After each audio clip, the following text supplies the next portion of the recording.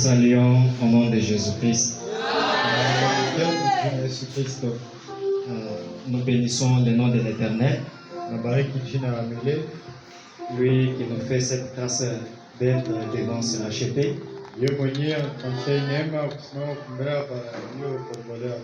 Pour pouvoir parler ce soir. Je dis merci à l'ouvrage de la 11e heure, les prisonniers de Christ. Nasema asante kwa mwenye nafasi Jean Baptiste, le pasteur Jean, mchungaji Jean, lui qui m'a fait cette opportunité de me tenir devant sa chair sans tenir compte de mon âge. Il m'a fait grâce. En tout cas, de tout mon cœur, que le Seigneur le bénisse richement d'avoir honoré notre petit ministère. Et à vous aussi, peuple de Dieu, nous vous disons merci parce que vous êtes venus nous écouter. Parce que si vous n'étiez pas là, on n'allait pas parler à des chaises. Si nous parlons, c'est parce que vous êtes venus. C'est pour cela, encore une fois, que le Seigneur Dieu vous bénisse. Frère Branham dit, nous venons à l'église pas pour écrire un autre livre de lamentation, mais Frère Branham dit, nous venons à l'église pour écrire un autre livre de témoignages. Donc c'est ce que nous sommes venus faire ce soir. J'ai avec moi un petit message de la grâce. Je vous prie de nous allons lire une portion de l'Écriture.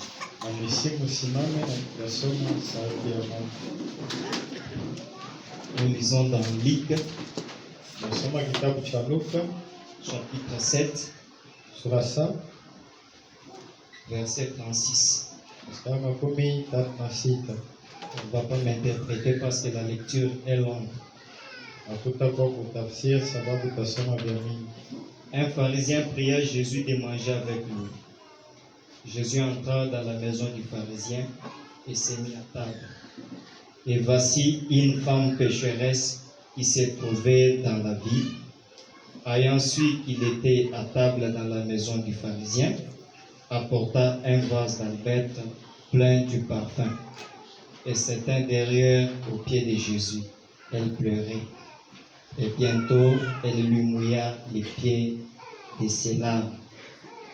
Puis, les essuyant avec ses cheveux, les baisa, les oignons de parfum.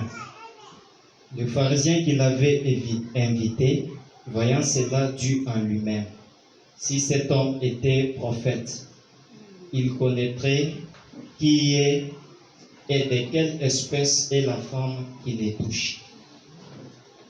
Il connaîtrait que c'est une pécheresse. Je saute. 44. Puis Jésus se tourna vers la femme, il dit à Simon, voici cette femme. Je suis entré dans ta maison et tu ne m'as point donné d'eau pour laver mes pieds. Mais elle a essuyé elle a mouillé de ses larmes et les a essuyées avec ses cheveux. Tu ne m'as point donné de baiser, mais elle, depuis que je suis entré, elle n'a point cessé de me baiser les pieds. Tu n'as point versé d'huile sur ma tête, mais elle a versé du parfum sur mes pieds. C'est pourquoi je te l'ai dit, ses nombreux péchés ont été pardonnés, car elle a beaucoup aimé.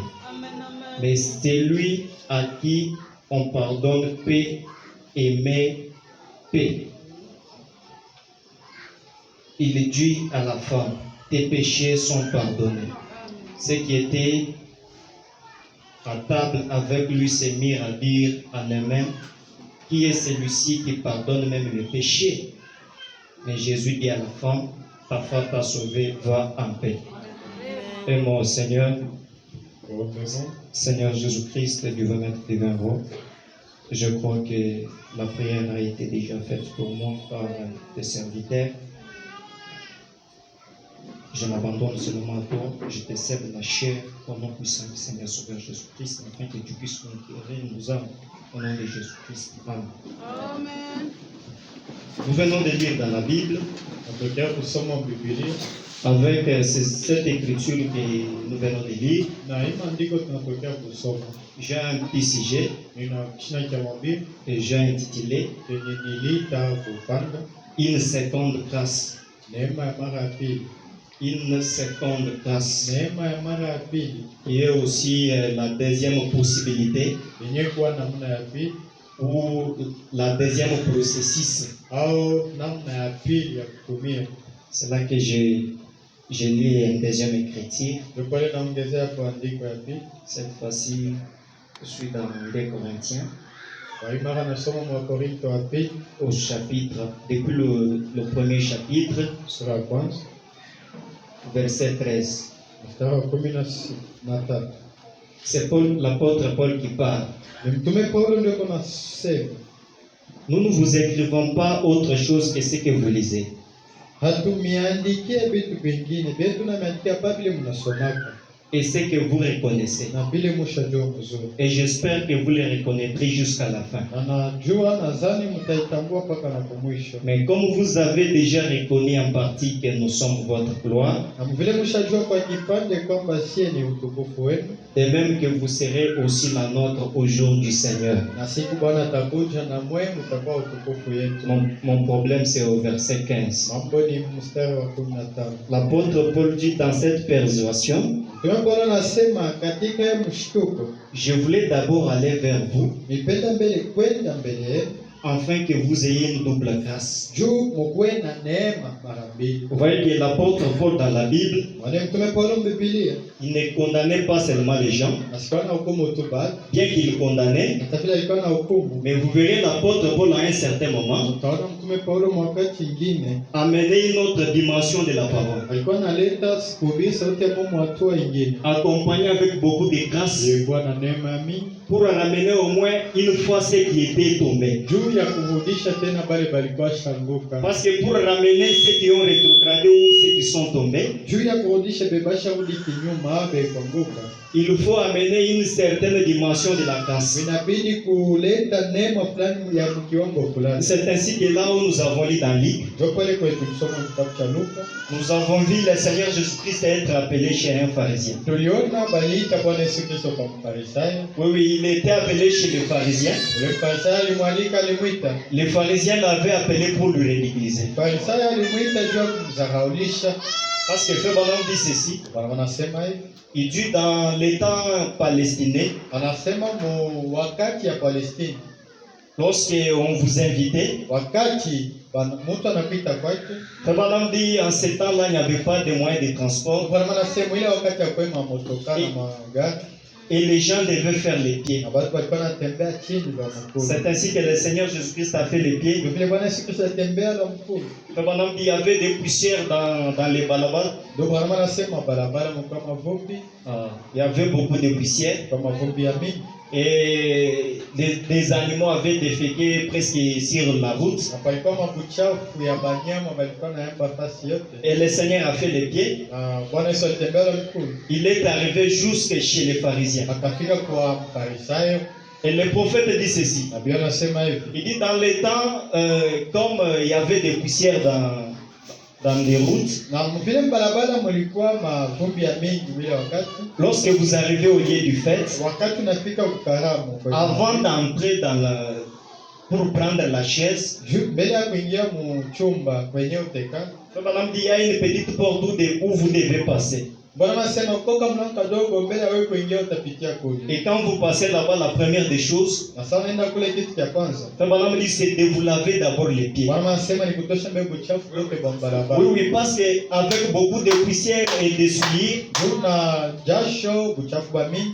Frère Branham dit ça dégageait une mauvaise odeur. Bwana anasema ilikuwa natoa harufu mbaya. Et le prophète dit à ce moment-là, vous devez vous arrêter à cette petite porte là-bas, Bwana anasema mwile wakati uko vile utasimama kwa ile mlango. où on devait vous laver les Wewe pieds. batakosha miguu. Après qu'on vous a lavé les pieds, Kisha boko kukosha miguu. Frère Branham dit on pouvait vous donner de nouvelles chaussures. Bwana anasema atakupatia viatu vingine. Après cela, ce n'est pas fini. Kisha vile haimalizikie. Frère Branham dit vous devez passer par la deuxième Bwana porte. anasema utapitia fasi ya pili. Et là, on devait prendre le parfum. Na pale batabeba manukato. Oui, oui, on devait vous mettre le parfum. Kupakana manukato. Frère Branham dit oui, c'est parce que le soleil était accablant. Bwana anasema jua ilikuwa makali. Et quand on vous donne un peu du parfum, Wakati banakupakana manukato. là, vous vous sentez bien. Pale unasikia pepo inakupita. Et il dit, lorsque vous entrez dans la salle du fête, Sasa unaingia mchumba ya karamu. c'est lui qui vous a invité. Mwenyewe alikuita. C'est lui le premier à vous accueillir. Yeye ndio wa kwanza kupokelea. Frère Branham dit, la première des choses à faire, Bwana anasema ya kwanza kufanya c'est de vous embrasser. ni kukumbatia. Et la deuxième des Na choses, kitu ya pili c'est vous donner un baiser. ni kubusu. Mais remarquez mes frères, Lakini mwangalie ba. ce n'était pas qu'il s'est donné des baisers. Haina kusema ilikuwa na busana. Frère Branham dit, Bwana anasema ce n'était pas des baisers que l'homme peut donner à sa femme. haiko vile Bwana anaweza kubusu Le vile. prophète dit, c'est donner des baisers au cou. Bwana anasema ni kubusu kushingo.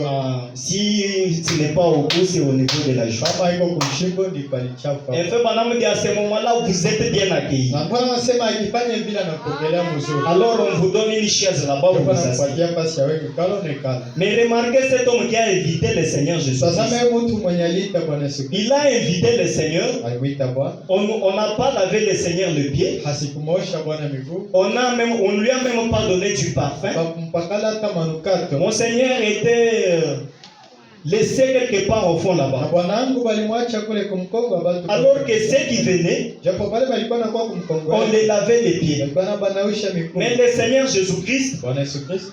comme cet homme l'avait appelé pour le ridiculiser, Vile Simon alimuitaka tu kumsahaulisha. il est entré avec des souillures comme ça. Aliingia na jasho yake na buchafu vyote. Avec tous les poussières là. Na ile vumbi yote alipaka. Le Seigneur était au fond. Bwana alikuwa kule kumkongo. C'est ainsi que cette femme pécheresse dont nous venons de lire. Ndio hiyo mwanamke mtenda dhambi vile tokea kusoma Biblia. Frère Branham dit ceci. Bwana anasema hivi. Cette femme pécheresse dont nous venons de lire dans la Bible, Mwanamke mtenda dhambi mwenye tokea kusoma Biblia. elle était une femme de mauvaise vie. Alikuwa mwanamke maisha mbaya. Elle était une prostituée. Alikuwa kahaba. Et le prophète dit, Na Biblia ça, inasema pour trouver à quoi manger, elle devait mener ce genre de vie. juu ya kupata makota mpaka sharati. Elle était née dans une famille chrétienne. Alizaliwa kama chama ba Kristo. Je ne suis pas en train de vous rencontrer des histoires, c'est Frère Branham qui Mais dit si des niambie histoires. ya mkichwa ni ndugu Branham ndio anasema. Alors la femme a dit, comme il y a fête chez les pharisiens, Mwanamke akasema vile kwa mparisayo kwa je peux passer par là. unaweza pitia hapo. Il peut y avoir des hommes d'affaires, Unaweza kuwa watu penye mafuta. je peux me retrouver. Na anaweza nipatie. Et la femme est arrivée là. Mwanamke alifika kule. Et là, Frère Branham dit, elle a regardé à travers la muraille. Na ndio maana anasema aliangalia yule akibambashi. Elle a vu tout le monde était bien. Aliona watu wote walikuwa basafi. Leur visage rayonnait. Walikuwa na ngana. Mais quand elle a remarqué très bien, Sasa aliangalia mzuri. elle a vu le Seigneur au fond là. Aliona Bwana Yesu kumkongo. Il dit, mais qu'est-ce qu'il y a? Ni mambo gani? Tout le monde, les pieds lavés, Watu wote mikono. ils sont propres. Beko basafi. Mais qu'est-ce qui se passe avec cet homme-là au Sasa fond? huyu mtu kinampigia ni Elle a dit, mais il doit y avoir quelque chose dans cet homme-là. unapasha kuwa kitu fulani ndani ya yule mtu. Il dit, cet homme, paraît-il qu'il est le Messie. Anasema ule mtu yuko sasa ni Masia. Alors, la femme s'est dit, Mwanamke akasema, comme ça, je m'en vais vers lui. niende kule. Oui, oui, comme il est désintéressé par tout le monde, Vile hakuna mtu yuko namsumbua. mais moi, je vais m'avancer vers Yeye lui. nitaenda kule yeye.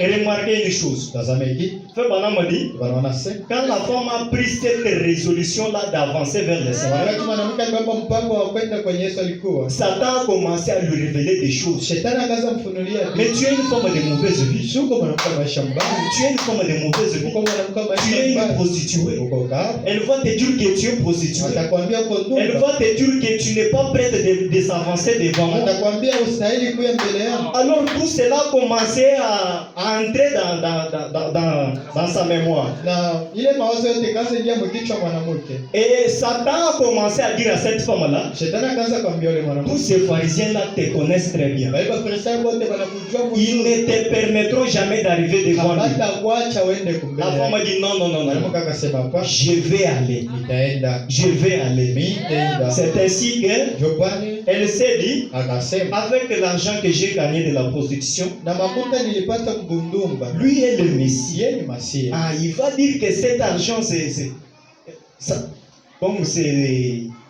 de la souillure. Atasema ile makuta ni buchafu. Alors la femme s'est dit, Basi mwanamke akasema, comme ça, je m'en vais d'abord. kama ni vile nyende mbele. Elle est allée dans des kiosques quelque part. Akaenda mduga fasi fulani. Elle a acheté du parfum. Akauza manukato. Fait pendant dit le parfum que la dame a acheté, Bwana asema manukato mwanamke c'était aliuza. des super parfums. Ilikuwa ya bei ya yule kupita. Elle est revenue vite. Akahodia. Elle est entrée dans la salle. Akaingia mchumba. Et tout le monde l'a regardé la femme. Wote walikuwa wanaangalia mwanamke. La femme est allée droitement là où était le Seigneur Mwanamke Jésus-Christ. mwanamke kwenda kwenye Bwana Yesu Kristo alikuwa. Elle a commencé à pleurer. Akaanza kulia. Et quand elle pleurait, Sasa alianza lia. la Bible dit que les larmes de la femme tombaient sur les pieds du Seigneur Biblia Jésus-Christ. inasema machozi ilikuwa yanashuka kwa miguu ya Et Yesu. quand les larmes tombaient sur les pieds du Seigneur Na Jésus-Christ, wakati machozi ilikuwa yanashuka kwa miguu ya Bwana Yesu Kristo. elle prenait sa chevelure, Alikuwa anabeba nywele yake. elle essuyait les pieds du Seigneur. Alikuwa anapanguza miguu ya C'était Bwana. pour enlever les saletés qui étaient sur le pied du Seigneur. Alikuwa anafanya vile tu atosha buchafu kwa miguu. Et après avoir fini, Kisha kumaliza les pieds étaient propres, miguu elle ikasafishwa. a pris du parfum, Akabeba manukato elle a mis le Seigneur. akatia Bwana pa C'est là kichwa. que cet homme-là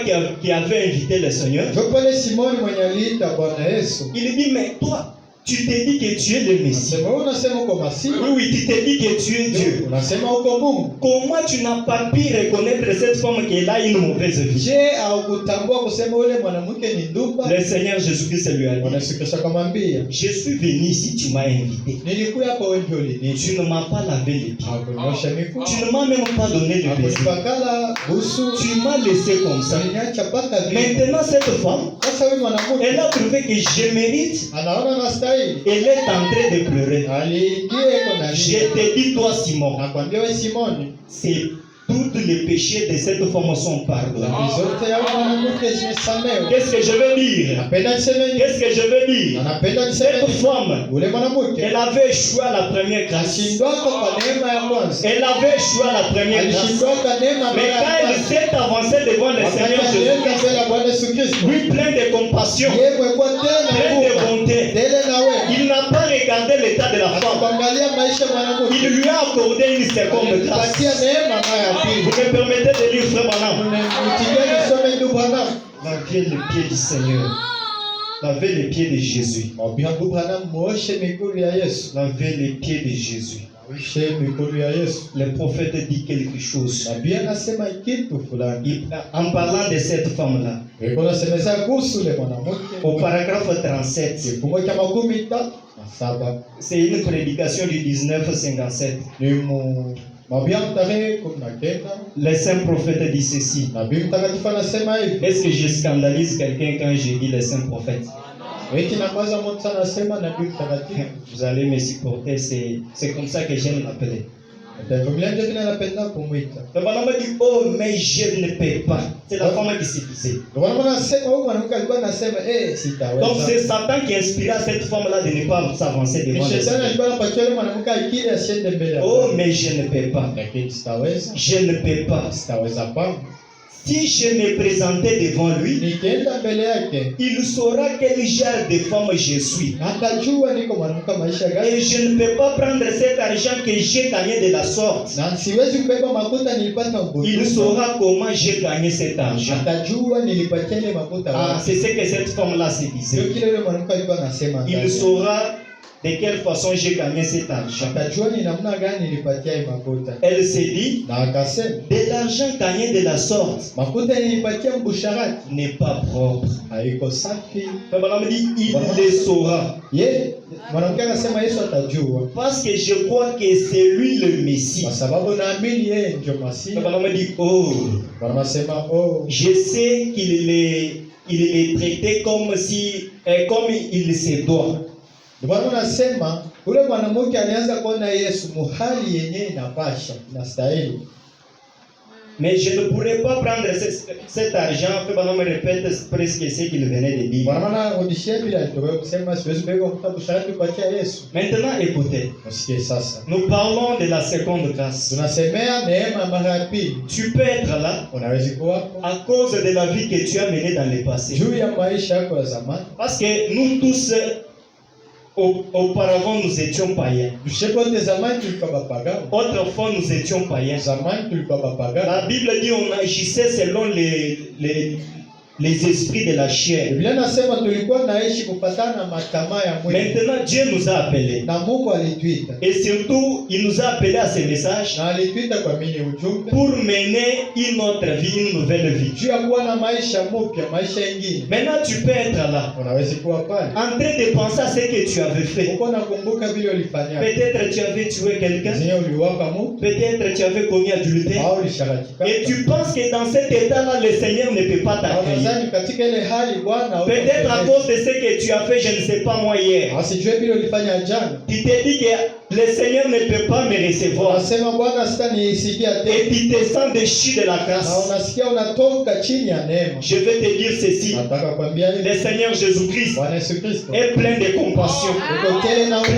de wewe. bonté. Uko tele na Il wewe. va te recevoir ce soir. Atakupokea magharibi. Il va te recevoir ce soir. Atakupokea magharibi. Écoutez ce que fait Balaam dit. Usikie kile Bwana Il dit, anasema. vous tuerez. Anasema mutasema. Je ne peux pas entrer de la vie que j'ai menée. Mimi siwezi kuingia kufuatana maisha yenye Fait nilifanya. Balaam dit, oh, Wanasema si vous le pouvez, kama tu na wewe vous durez. utasema. Frère Branham, Ndio Branham, j'ai bu, nilikunywa pombe, j'ai volé, niliiba vitu vya j'ai bei, fait tout ceci. na nilifanya madhambi. Frère Branham, j'ai menti. Branham nililanda bombe. Frère Branham dit, Branham anasema peu importe ce que vous êtes, hata kama huko mtu wa maisha gani, peu importe ce que vous êtes, mon frère, ma hata sœur. kama huko mtu wa maisha gani, ndugu gani, Frère Branham dit, Branham anasema il vous veut tel que vous êtes. yeye Mungu anakupenda mpaka vile uko. Le Seigneur Jésus-Christ vous veut tel que vous Bwana êtes Yesu ce Kristo soir. anakupenda mpaka vile uko. Vous êtes dans quel état ce soir? hali gani, maisha gani, Il vous veut dans votre état. anakupenda mpaka vile Le uko. problème c'est de vous avancer devant le Mambo Seigneur. ya wewe kwenda mbele ya Bwana. Et quand vous avancez devant le Seigneur, Unaenda mbele ya Bwana. il a juste besoin de l'état de votre cœur. Eko lazima tuna hali ya moyo wako. Quand vous vous avancez devant le Seigneur, Wakati unakuya mbele ya qu'est-ce Bwana. que vous vous dites dans votre cœur? Ikinyuka uko najisemea ndani ya moyo. Est-ce que vous regrettez de ce que vous avez commis? Uko unazunika kwa vile C'est ulifanya. là que Frère Branham dit, Ndio pale Bwana anasema, peu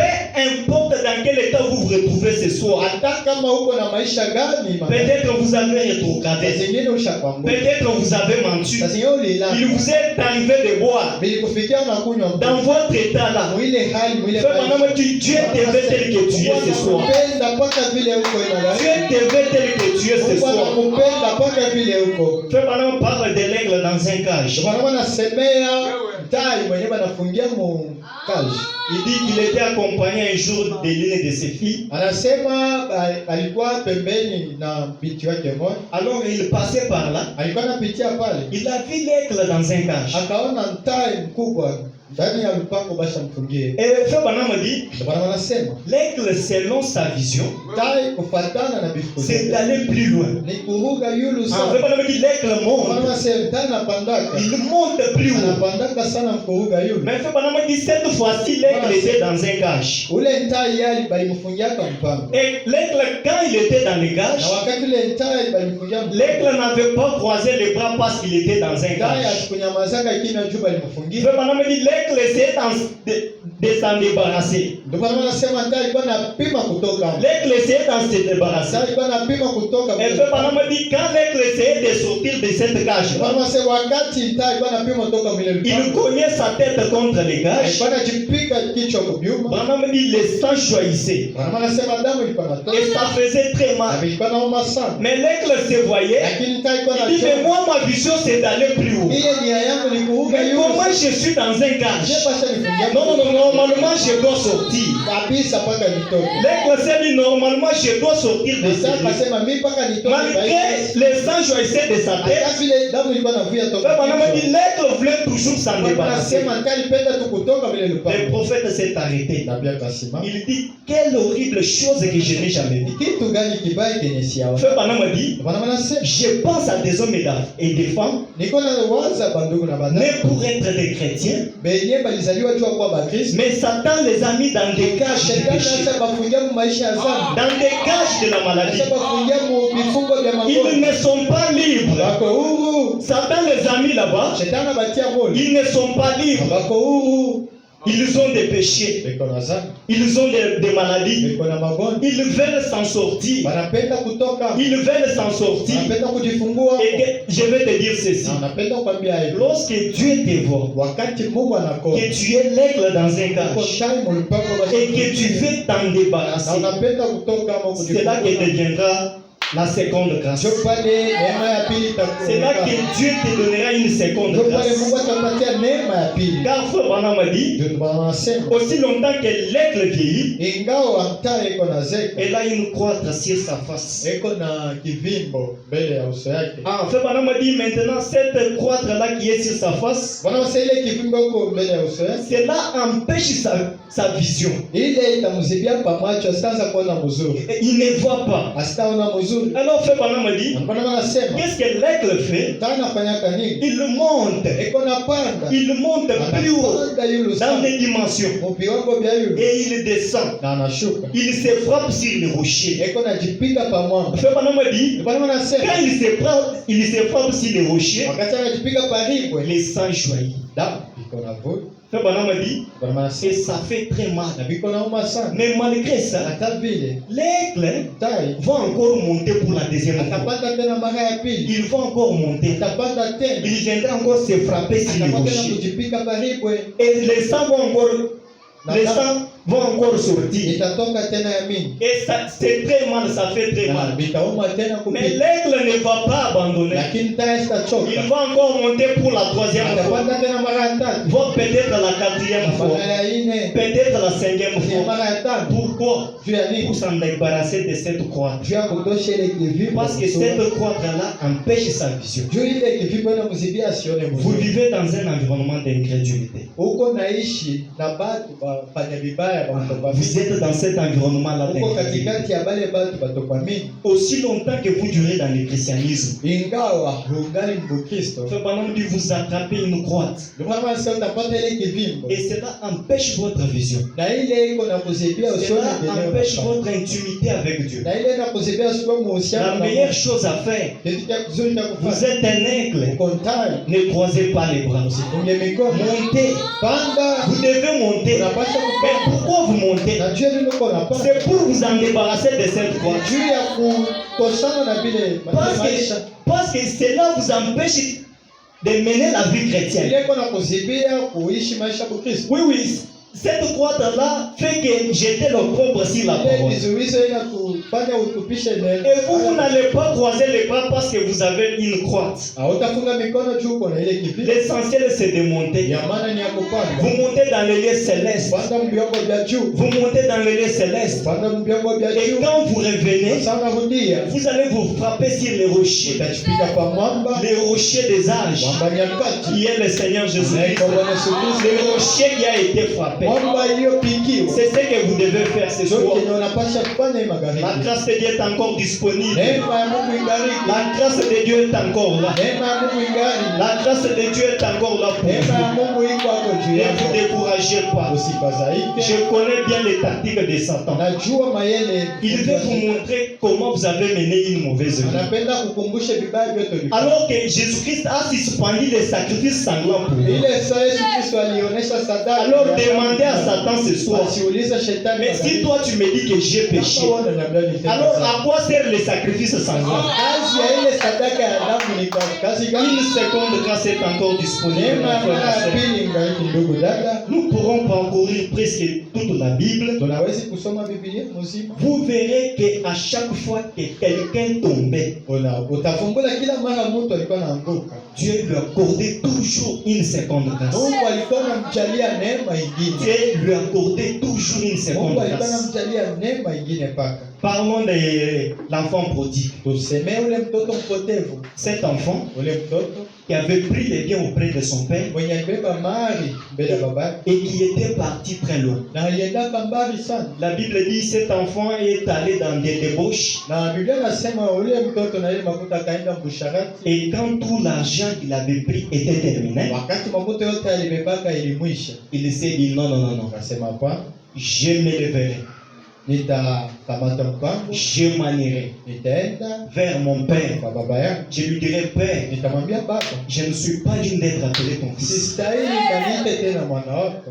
Pourquoi il s'est dit je me lèverai? Juu ya vile alisema C'est nitaamuka. parce qu'il a vu les conditions dans lesquelles il vivait. Juu aliona maisha vile alijikuta. Ce n'était pas de bonnes conditions. Haikuwa maisha mzuri. Il s'est dit, même chez nous, Akasema hata kwetu des serviteurs qui travaillent dans la maison du wenye Père kutumika mnyumba ya baba n'ont yangu. pas ce genre de vie. Hapana na maisha saya. N'ont pas ce genre de vie. Hapana na maisha Alors yake. pourquoi moi je dois vivre ce genre de vie? Juu mimi kabakia na maisha Il yake. s'est levé. Akasimama. Il y a une puissance dans le fait de vous reconnaître. Mungu uwezo ile sana tambua kile huko. Il y a une puissance dans le fait de vous Ile reconnaître. kitu ametambua kile huko. Mungu uwezo. Vous êtes un fils de Dieu. Mungu mtoto wa Mungu. Vous êtes une fille de Dieu. Mungu binti wa Mungu. Maintenant, regardez la vie que vous êtes en train de mener. Angalia maisha uko nayo. La vie que vous êtes en train de mener. Ile bio na. Est-ce que vous vous êtes déjà reconnu dans votre état? kutambua kile huko? Vous vous êtes déjà reconnu. Ushaka kutambua. Parce que c'est quand vous allez vous Ni reconnaître wakati utatambua kile huko. que vous allez vous révolter. Jo utabamba mpango. Regardez cet enfant. Utazame huyo mtoto. Il s'est dit, je me lèverai. Akasema nitasima. Je m'en irai vers mon père. Nitarudia kwa baba yangu. Je lui dirai, Nitamwambia, Père, baba, je ne suis pas digne d'être appelé ton sistahili fils. kuitia mwana wako. Je ne suis pas digne. Sistahili. Il s'est levé. Nakaamuka. Frère Branham dit, Bwana anasema, je m'imagine peut-être son père était en train de parcourir les nawaza Jourdain. saa zingine baba yake alikuwa anazunguka mpango ya ufalme. Quand il a vu son fils venir de loin, Wakati aliona mtoto wake iko nakuwa mbali, Frère Branham dit, son cœur s'est bouillonné de joie. na Bwana anasema moyo wake ukapasuka na Pourquoi? furaha. Juu ya nini? Parce que mon fils qui était perdu, Juu mwanangu mwenye alipotea, mon fils qui était déchu à la première grâce, mtoto wangu mwenye alianguka neema ya vient kwanza, de rentrer à la maison. anarudia kwa Et quand il est rentré à la maison, anarudia kwa nyumba. le père a organisé un festin Baba akafanyisha pour karamu. lui souhaiter le Juu bienvenu. ya kumtakia karibu Nous sana. pouvons encore parcourir la Bible. Tunaweza kusoma tena Nous Biblia. pouvons voir notre grand frère Samson. Utaona kaka yetu Cet Samsoni. homme né pour régner. Mtu alizaliwa kifuzo cha tawala. Samson, quand on citait son nom, ceux qui entendaient son nom, ils tremblaient. Samsoni wakati walikuwa wanataka tu Samsoni pale walianza sikia walikuwa wanatetemeka. Mais remarquez, Lakini muone Samson est tombé. Samsoni alianguka. Et quand il est tombé, Sasa alianguka. lui qui était un homme puissant, Yeye alikuwa mtu mwenye nguvu. Frère Branham dit il était en train d'être conduit par un petit garçon. Ndio bwana anasema balianza kuongoza kwa katoto. Un petit garçon. Katoto. Et il était un jouet pour les Na Philistins. alibakia kichezesha Frère Branham dit Samson était en train de tituber. Samsoni alikuwa na pempa pempa. Il était en train de tituber. Alikuwa na pempa pempa. Mais il a fallu qu'il puisse réaliser Na ilibidi atambue ce qu'il était. kila alikuwa. Je suis né pour régner. Nilizaliwa juu ya kutawala. Je suis né pour détruire ces gens. Nilizaliwa juu ya kupiga baba. Maintenant, aujourd'hui, mes yeux sont crevés. Leo macho yangu yashakoboa. Alors que j'étais un fils de Dieu. Na ile sasa ni kwa mtoto wa Mungu. Quand Samson s'est reconnu, Wakati Samsoni alitambua il a senti ses cheveux commencer à pousser. nywele yake ikaanza kuota. Et quand ses cheveux a poussé, Na wakati nywele yake il s'est dit encore une fois, Seigneur, Seigneur, c'était quoi ça? ilikuwa nini? C'était une seconde grâce. Ilikuwa neema. Après avoir être déchus à la première mbele ya place. kuanguka kutoka Parlons de notre père Abraham. tusemee kuhusu baba yetu Ibrahimu. Je voulais dire Adam et Ève. Nilipenda kusema Adamu na Eva. Dieu les avait placés sur la terre, Mungu alibakia hapa duniani. dans le jardin d'Éden. Bustani bwa Edeni. Ils étaient des dieux miniatures sur Walikuwa la pa terre. Mungu badogo pa Ils duniani. étaient là pour régner. Walikuwa pale juu ya Mais kutawala. remarquez ce qu'ils ont Lakini fait. tazame kile walifanya. Ils ont péché. Walitenda dhambi. Ils ont fait ce que l'Éternel ne leur avait pas dû de faire. Walifanya vile Mungu alibakataza. Malgré leur état là, hata vile walifanya Dieu vile, est descendu. Mungu alishuka. Dieu savait que Adam et Ève avaient péché. Mungu alijua Adamu na Eva. Mais il est descendu. Lakini alishuka. La Bible dit qu'il a commencé à appeler. Biblia inasema akaanza kuita. Adam, Adamu, Adam, Adamu, où es-tu? uko wapi? Où es-tu? Uko wapi? Adam dit, je me cache. Adamu akasema na Mais pourquoi tu te caches? Je nafichama. L'Éternel a commencé à les juger. Wa milele akaanza Mais ce qui m'a beaucoup réjoui, Chenye kinanifurahisha c'est sana. qu'il y a aussi réjoui frère Branham, Lakini c'est quoi? kinanifurahisha ndugu Branham. Après le jugement de Dieu, Kisha kumsambisha Dieu kumuuliza. a tué l'agneau. Mungu akaua kondoo. Oui, oui, Dieu a tué l'agneau. Mungu aliua kondoo. Pourquoi il a tué l'agneau? Lakini aliua kondoo. Il voulait voir les sangs. Alipenda kuona Oui, damu. oui, Dieu voulait voir les Mungu sangs. alipenda kuona damu. Il a pris les peaux de l'agneau, Ngozi ya kondoo il les a vêtus. akabafinika. Frère Branham me dit, Bwana anasema, je peux voir Adam et Ève, naona damu na Eva. leurs jambes trempaient dans les sangs. Miguu yako wanaitaka damu. Oui, oui, parce que Dieu, quand il pouvait voir les sangs, Juu wakati Mungu alikuwa anaona damu, les sangs arrêtaient la colère de l'Éternel. damu ilikuwa inaisha kishilani ya Les Mungu. sangs arrêtaient la colère de Damu l'Éternel. ilikuwa inaisha kishilani ya Mungu. Peu importe ce que vous avez fait ce soir, Kama wewe ulifanya nini le mama? problème c'est de vous reconnaître. Mambo ni ya kutambua kile Mais uko. qui êtes-vous? Uko nani? Si vous êtes un fils de Kama Dieu, uko mtoto wa si Mungu, vous êtes une fille de Dieu, kama uko binti wa et Mungu, que vous vous sentez na rétrogradé, unasikia et que vous unaanguka, vous sentez que vous avez mal na agi, unasikia ulifanya kitu au nom de kibaya. le Seigneur Jésus-Christ, Bwana Yesu ici, Kristo eko hapa, plein d'amour, tele na il mapenzi, va vous recevoir. atakupokea. Le problème c'est de vous Mambo reconnaître. ni ya wewe kujua kile uko. Le problème c'est de vous Mambo reconnaître. ni ya kujua kile uko. Bwana dit ceci, Bwana anasema hivi. dans la même prédication dont on lisait. Mwile mahubiri ambayo ile tulianza kusoma kuosha miguu ya Yesu.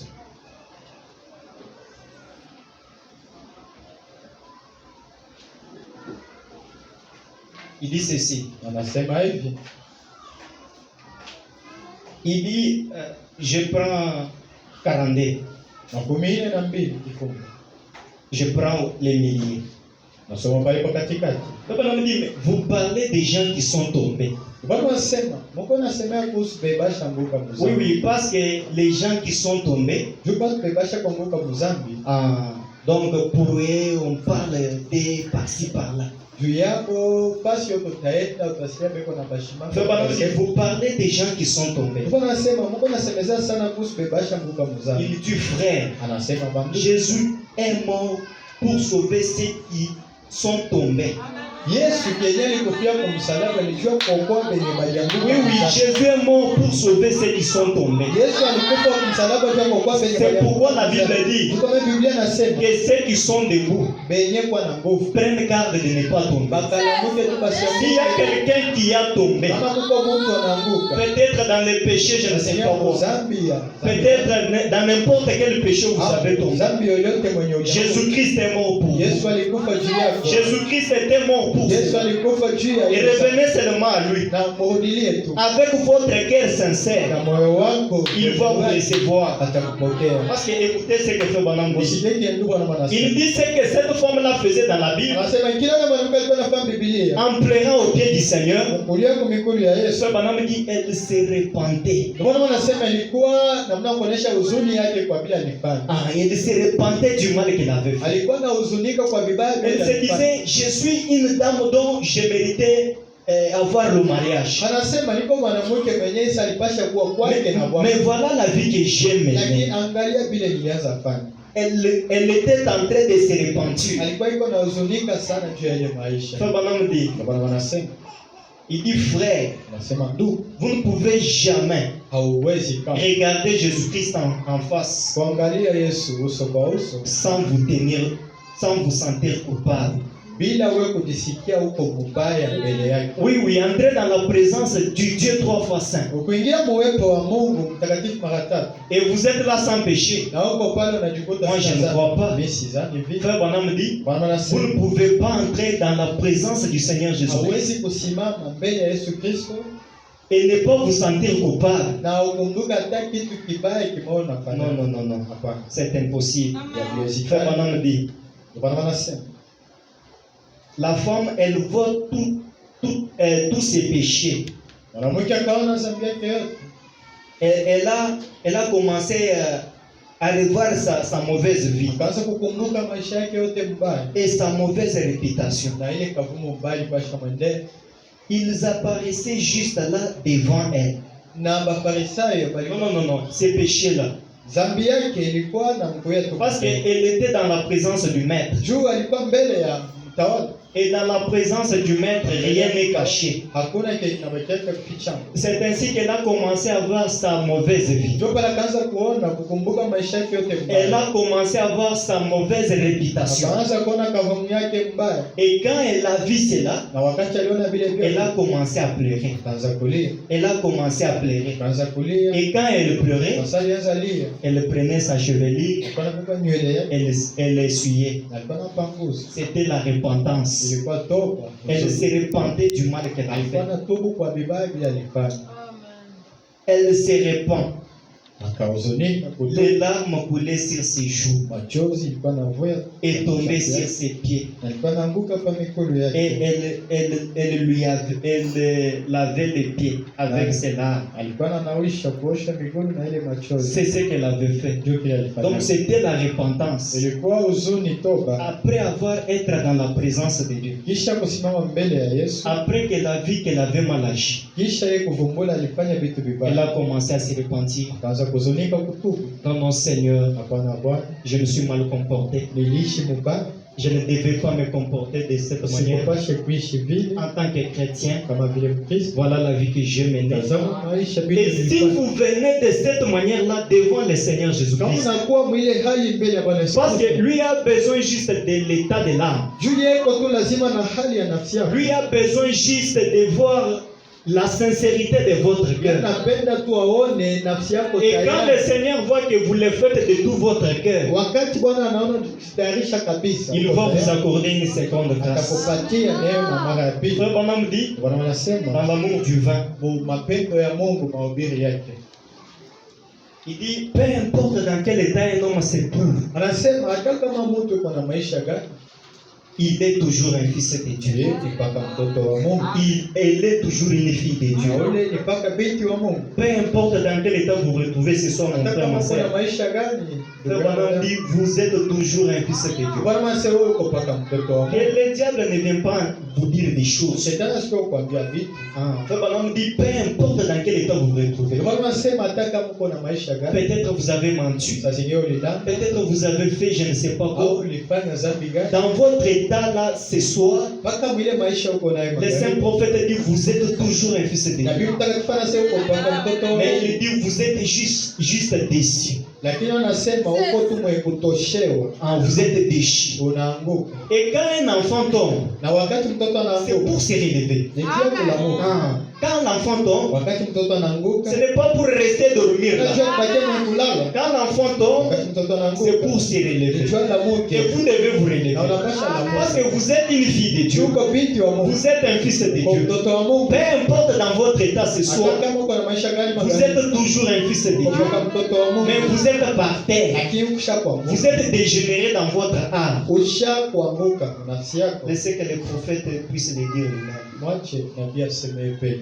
Il dit, peu importe combien vous êtes plongé dans le péché. Anasema hata kama dhambi yako iko wingi je, Peu importe combien vous êtes plongé dans le péché. hata kama dhambi yako iko wingi je, Vous êtes toujours fils et filles de Dieu. wewe uko mpaka mtoto wa Mungu, mwanaume na mwanamke. Mais vous êtes déchus, Lakini ushakuanguka, dégénérés dans votre âme ushakuanguka toka nafsi yako et dans votre pensée. na mawazo yako. Oui, vous êtes dégénérés dans votre âme. Ushaanguka nafsi yako. Et dans paragraphe 17, l'amour du vin, Mapendo ya Mungu une prédication du 1956. ya tarehe 19 mwezi wa 15.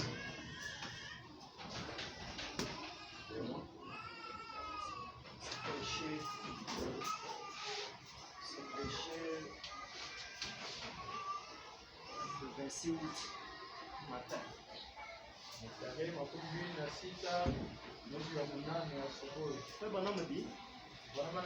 Mais Dieu est votre créateur. Et dans votre état de déchéance, vous êtes une créature de Dieu. Vous êtes une créature de Dieu perdue, ruinée et dominée par les diables. Donc, dans cette condition-là, c'est le diable qui vous dirige. Pourquoi il vous dirige? Parce que jusque-là, vous n'êtes pas encore reconnu. Oui, vous n'êtes pas encore reconnu ce que vous êtes. Parce qu'un chrétien est surpris quand il est dans le péché. Il est surpris. Ce n'est pas qu'il s'envoie droitement dans le péché comme ça. Non, non. Il se dit, mais Seigneur, qu'est-ce que je viens de faire? Il est surpris. Et quand il est surpris, s'il peut réaliser au moins ce que Christ a fait pour lui, et s'il venait avec l'humilité de son cœur, Dieu est disposé de lui accorder une seconde grâce.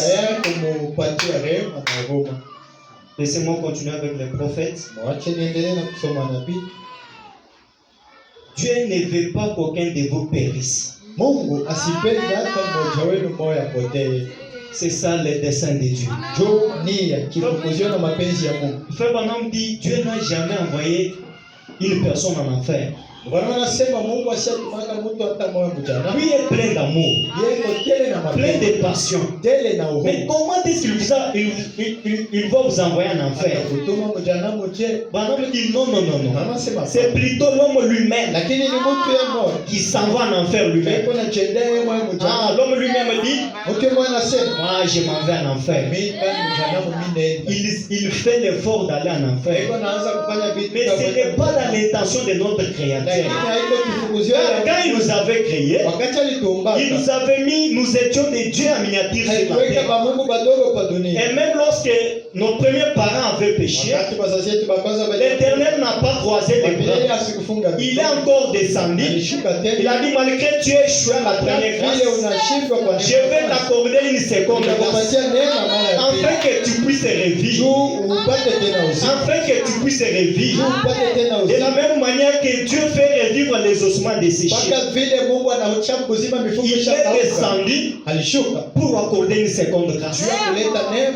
Peu importe dans quel état vous vous retrouvez ce soir, vous êtes un fils de Dieu, vous êtes une fille de Dieu. Satan vous a juste troublé et vous avez fait ce que vous avez fait. Et ce soir le Saint-Esprit vous dit, si vous venez sincèrement au calvaire, se souvenant de ces douleurs, il va te recevoir.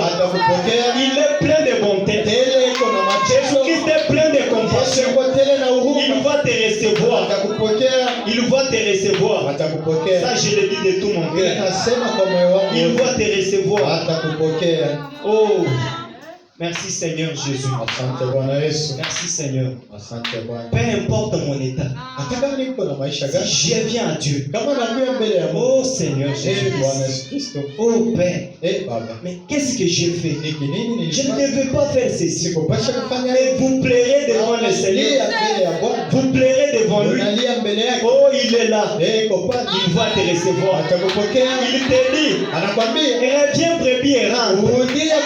Reviens à la maison. Reviens juste à la maison. Et frère Branham dit, le chemin de retour, c'est la repentance. Peu importe ce que vous avez fait, les gens vont commencer à parler. Ce sont eux qui vont parler. Mais devant Dieu, il vous a déjà justifié. Parce que frère Branham dit, pas seulement il pardonne, mais il met dans la mer de l'oubli. Lorsque Dieu nous pardonne, il oublie. Parce que le prophète dit, Dieu ne nous a pas seulement sauvés, mais il nous a aussi créé la mer de l'oubli. Lorsque tu pêches et que tu viens vers lui, oh Seigneur, Je ne l'ai pas fait par force. si kufanya kwa makambo. Satan m'a troublé. Shetani alinilanda. Il te pardonne. Mais Anakusamehe. pas seulement il te pardonne. Na hapana tu Il kusamehe. prend cela, Anabeba ile dhambi. chumbi dans la même Anatupa mubaya. Il ne fait pas s'en souvenir. Hasa ikumbukanga tena. Moi que vous voyez, Mimi mwenye j'ai mnao. déjà demandé pardon à un frère. Nisha kuombaka ndugu. Le frère m'a pardonné. Ndugu alinisamehe. Quelques semaines après, Juma c'est un autre frère qui vient me voir. ndugu mwenyewe anakuwa kunyoa. Mais frère, qu'est-ce que tu as fait? Ndugu ulifanya nini? J'ai dit, quoi? Nikasema nini? Non, mais on m'a dit, on vient de me dire ceci, ceci. Bana niambia hivi ulifanya J'ai dit, mais ça fait longtemps que je lui ai demandé pardon. Ushagawea Qu'est-ce que je vais dire? Nilimwambia L'homme ne peut pas oublier. Mungu asiwezi Parce que frère, on m'a dit, l'homme est limité. Anasema Mungu yuko na Mais mwisho. le Seigneur Na Bwana Jésus-Christ, Yesu Kristo lui, il est illimité.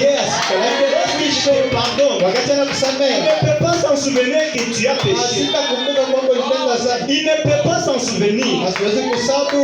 Un homme était venu dire à Asiwezi Dieu, kukumbuka mtu mais alikuwa. regardez ce que les enfants d'Israël ont Tazama fait. kile watoto wa Israeli Regardez ce walifanya. que les enfants Angalia d'Israël kile watoto wa Israeli ont fait. Dieu walifanya. est là. Mungu alikuwa hapa. Il dit, Anasema mais je ne vois pas l'iniquité en Jacob. usione uovu ndani ya Yakobo. Tout dépend de votre position. Yote inafatana na hali yako ya magharibi. Tout dépend de la manière dont vous considérez les choses. Yote inafatana na mambo yaliyokuwa na Le Seigneur Jésus-Christ, Bwana Yesu Kristo. lorsqu'il était venu mort au bois du Wakati Calvaire, alikufa kwa ce msalaba n'était pas facile. haikuwa yepesi. Madame dit, il est mort au jardin de Gethsemane. Alikufa kwa mstari wa Au Gethsemane. Calvaire, c'était juste une réalité. Ilikuwa tu Mais kuonesha il est mort au jardin de Gethsemane. kweli alikufa kwa Parce que c'est au jardin de Gethsemane mstari wa Gethsemane. où il a vu toutes les choses qui devaient lui arriver. Ndio kwenye aliona vyote Le vilivyokuwa Seigneur kufikia. Jésus-Christ a Na pleuré. Bwana Yesu Kristo Il alilia. a commencé à pleurer. Akaanza kulia. Pourquoi? Juu ya nini? Madame dit, on lui a posé la question. Walimuuliza. Es-tu capable de porter le péché Kwa à na la terre? uwezo ya kubeba dhambi Jésus-Christ yote. dit, mais un instant, monsieur. Mbingu nyamaza mbele. Un instant, monsieur. Ndugu nyamaza Mais je mbele. n'ai jamais commis adultère. Kesi ya sharati. Mais comment vous me dites de porter le fardeau d'adultère? Unaniambiaje nibebe mizigo? Il dit, Père, Anasema baba, n'y a-t-il pas quelqu'un autre? eti akuwa mtu mwingine? Père a dit, il n'y a que toi. Akasema baba. Jésus dit, je veux porter. Basi taibeba. Es-tu capable de porter le péché du mensonge? Ya kubeba mizigo ya Il bongo. dit, mais un instant, frère, Muda mfupi je n'ai jamais menti. sialandaka mie. Mais comment vous me dites de porter? Je unaniambia nitwae N'y a-t-il mizigo pas ya quelqu'un d'autre? akupa mtu C'est mwingine? pourquoi si vous lisez la Bible, Ukisoma vous Biblia verrez, il est dit là-bas, utasoma Père, baba, ôte de moi les coupes. kama ni Ce n'était pas facile. haikuwa Ce nyepesi, n'était pas facile. haikuwa nyepesi. Tout ça, c'était pour Ile yote moi. ilikuwa Il nini? voulait conquérir votre âme. Alipenda kukomboa nafsi Madame yako. dit votre âme, votre tribunal. Nasema napenda Il voulait racheter votre âme. napenda kukomboa nafsi Peu yako. importe votre état Hata kama sexuel, maisha yako ni gani peu mimi. importe ce que vous avez Hata fait, kama ulifanya le nini. Seigneur Jésus-Christ Bwana Yesu Kristo. est plein de compassion. Uko tena na Le huruma. Seigneur Bwana Yesu Jésus-Christ Kristo. est plein d'amour. Uko tena na Il va te mapendo. recevoir ce soir. Atakupokea Il magharibi. va te recevoir ce soir. Atakupokea Je ne magharibi. sais pas moi si tu as tué, Sijue kama si tu as uliua commis adultère. kama ulizini. L'alpha et l'oméga est Mwanzo ici. na mwisho kwako. Mais tu es plein d'amour. Uko tena na Il mapendo. va te recevoir. Atakupokea. Il va te recevoir. Atakupokea. Vous me permettez de lire Frère Branham. Unanichukia nini? Some ndugu Bwana. Dieu faisant sa promesse. Mungu anayefanya malako yake. Mahubiri ya ndugu Bwana. 9 décembre 1956. Ya tarehe 19 mwezi wa 12 wa mwaka. Le saint prophète dit ceci. Nabii mtakatifu anasema Il hivi. dit Dieu était amoureux. Anasema Mungu eko na Combien mapendo. croient cela? Bangapi banaamini? Oui, oui. Si les hommes sont des amoureux, Dieu en est un. Kama batu ni ba mapendo. Et lui a beaucoup plus d'amour. Na Mungu ni wa mapendo ya mingi. Il dit ceci. Anasema hivi. Parce que si Dieu t'aime, Kama Mungu anakupenda. mais c'est fini. Onesha. La Bible dit il est fidèle. Biblia inasema Le mwaminifu. Dieu de la couleur bleue, Mungu wa rangi ya blue. il est fidèle. Yeye ni mwaminifu. Lorsqu'il t'aime, Wakati c'est anakupenda. fini. Onesha. C'est fini. Peu Onesha. importe ce que tu peux faire. Kama unaweza kufanya Non, nini? il t'aime. Anakupenda tu. Il t'aime. Anakupenda Il tu. a besoin juste de votre âme. Lazima tu na nafsi yako. Alléluia.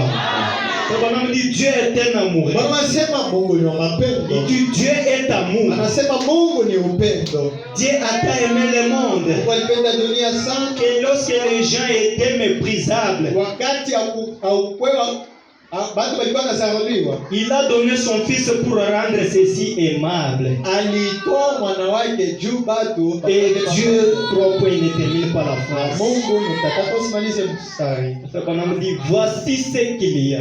Wanasema mambo iko hivi. Paragraphe 34, j'ai lu au milieu. Nasoma mkatikati. Fabien dit, voici ce qu'il y a. Wanasema mambo iko kwa Est-ce que vous êtes prêts? eti mko tayari? Aïe. Fabien dit, voici ce qu'il y a. Wanasema mtazame mambo iko. Dieu veut descendre Mungu anapenda kushuka pour vous faire la cour. juu haongee na wewe. Dieu veut descendre pour vous faire la cour. Mungu anapenda shuke De la même manière que l'homme va faire la cour chez sa petite amie, mpaka vile ndugu atasumana c'est de mwanamke. cette manière ici, Ndio vile tena un Dieu plein d'amour, Mungu amekuwa tena. Fabien me dit, Bwana anasema il veut descendre. anapenda kushuka. Vous comprenez qu'il veut. Unasikia nataka. Il a ce désir-là. Iko na ile Pour nia. réaliser son désir, Juu ya kutimiza vous nia yako. devez accepter. Unapaswa kuitika. Vous devez accepter. Unapaswa kuitika. Afin que le Seigneur puisse vous faire la Juu cour. Bwana aongee na wewe. Oh, Frère Branham dit, Bwana anasema Dieu veut descendre pour vous faire la cour. Mungu anapenda shuka aongee na wewe. Il cherche. Iko na tafuta. Il a soif. Iko na hamu. Il a faim. Iko na kiu. Il essaie d'entrer dans certains de vos cœurs empesés pour vous faire la cour. Eko na pima kuingia mioyo yenu kuvuiki. Peu importe votre état, je le répète. Hata kama kuna maisha gani nasema. Parce que ce que j'ai dit ici, Tukile nasema hapa. même Dieu ne peut pas me contredire. Hata Mungu asiwezi Même kukataa. Satan ne peut pas me Hata shetani contredire. asitakibisha. Même William Branham ne peut pas me Hata William contredire. Branham asiwezi kukataa. Parce que je suis en train de lire William Branham. nasoma Branham. Il dit Dieu veut descendre Nasema Mungu anapenda pour shuka.